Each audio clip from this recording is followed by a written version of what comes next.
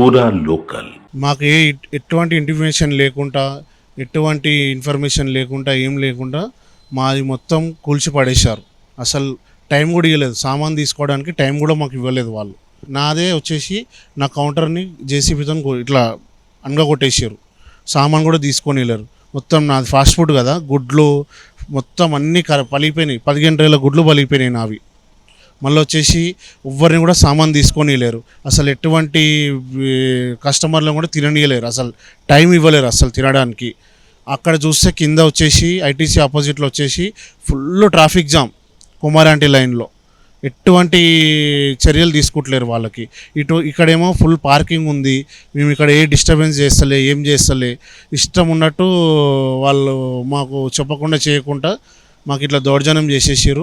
ఇది CM Revanth Reddy sir దగ్గరికి తీసుకెళ్ళాలి, మాకు న్యాయం చేయాలి అని మేము కోరుకుంటాం. జిహెచ్ఎంసీ అప్పుడు మీకు ఇక్కడ ఏర్పాటు చేసింది కదా, ఈ విషయంలో మరి జిహెచ్ఎంసీ అధికారులు ఏమంటున్నారు? జిహెచ్ఎంసీ అధికారులు ఏమంటారు, ఏం ఇంటిమేషన్ లేకుండా ఏం లేకుండా డైరెక్ట్ మాకు పర్మిషన్ వచ్చింది, మేము కూల్చేస్తున్నామని కూల్చేసారు.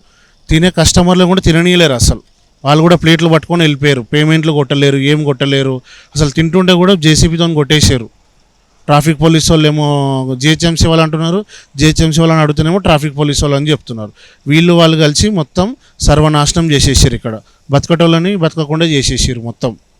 ఈ మాకు కుమార్ అంటే ఇప్పుడు 50,000 వరద బాధితులకు అంటే ఇచ్చిందనే ఉద్దేశంగా ఆమెను వదిలేసి మీ పైన కూల్చివేతలు చేపట్టిందని చెప్తున్నారు.